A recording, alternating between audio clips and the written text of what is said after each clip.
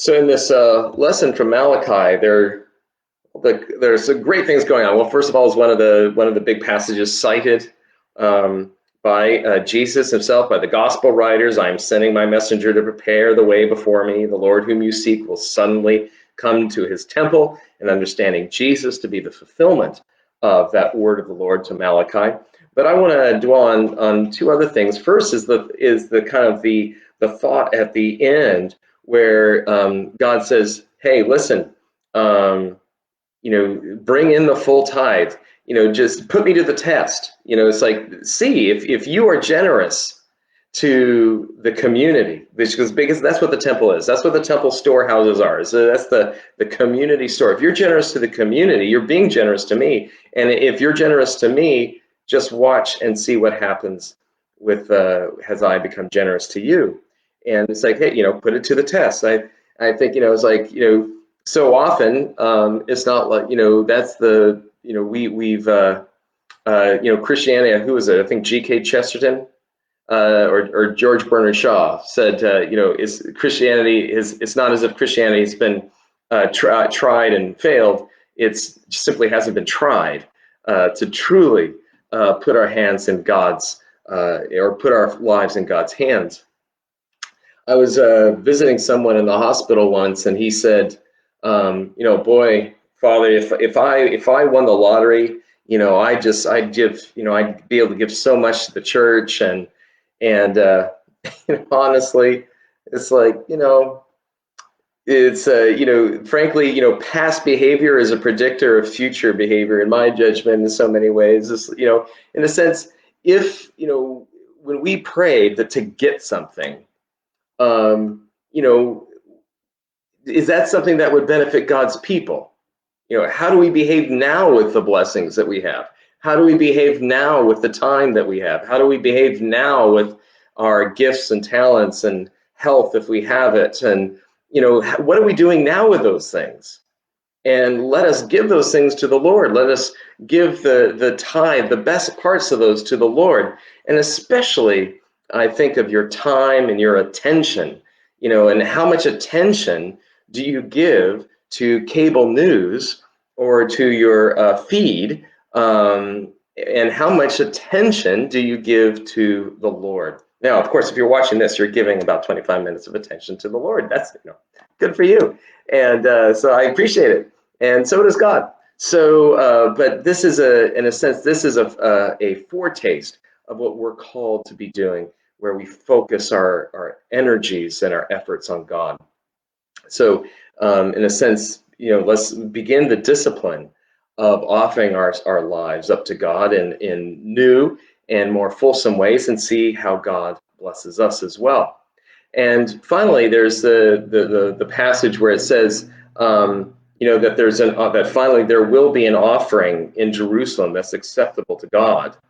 That the offerings of Judah and Jerusalem will be pleasing to the Lord, as in the days of old and as in former years.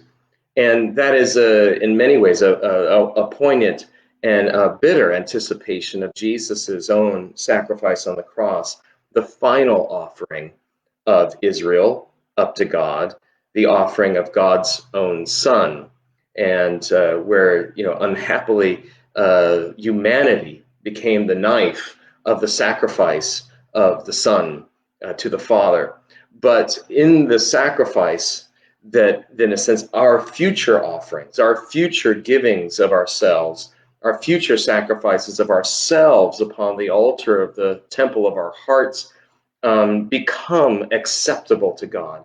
That in Jesus's self-offering, that in a sense, the aroma, the odor of the burnt, Jesus in the metaphor, the burnt offering in the temple, that aroma covers over our many sins and failures to love one another, and it makes our offering of ourselves something that is pleasing when it is given with Jesus's own gift of himself on the cross.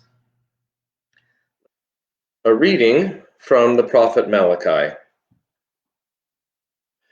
I am sending my messenger to prepare the way before me, and the Lord whom you seek will suddenly come to his temple.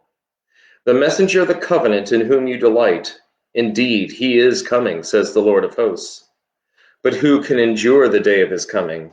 And who can stand when he appears? For he is like a refiner's fire and like fuller's soap. He will sit as a refiner and purifier of silver. And he will purify the descendants of Levi and refine them like gold and silver until until they present offerings to the Lord in righteousness. Then the offering of Judah and Jerusalem will be pleasing to the Lord, as in the days of old and as in former years. Then I will draw near to you for judgment. I will be swift to bear witness against the sorcerers, against the adulterers, against those who swear falsely, against those who oppress the hired workers in their wages, the widow and the orphan, against those who thrust aside the alien and do not fear me, says the Lord of hosts. For I, the Lord, do not change. Therefore you, O children of Jacob, have not perished. Ever since the days of your ancestors, you have turned aside from my statutes and have not kept them. Return to me, and I will return to you, says the Lord of hosts. But you say, how shall we return? Will anyone rob God? Yet you are robbing me. But you say, how are we robbing you? In your tithes and offerings. You are cursed with a curse, for you are robbing me, the whole nation of you.